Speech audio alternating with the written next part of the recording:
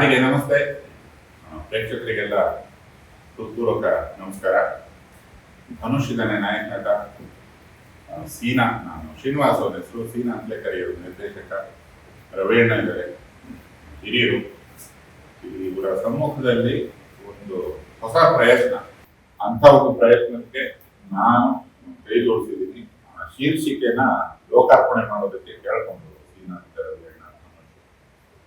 So ಈ ಒಂದು ಚಿತ್ರಕ್ಕೆ ಶುಭವಾಗಲಿ, ಸದಾಕಾಲ ಈ ತಂಡ ನನ್ನಂತ ಕೆಲಸ ಮಾಡಲಿ, ಚಿತ್ರ ಯಶಸ್ಸು ಕಾಣಲಿ ಅಂತ ನನ್ನ ಒಬ್ಬ ಕನ್ನಡ ಪ್ರೇಕ್ಷಕನಾಗಿ ನಾನು ಶುಭ ಹಾರೈಸ್ತಾ ಒಳ್ಳೆದಾಗಲಿ.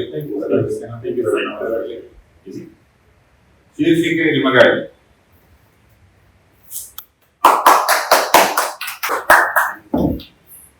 ಕೋನಾರ್ ನಿಮಗಾಗಿ, ನೋಡಿ ಆನಂದಿಸಿ.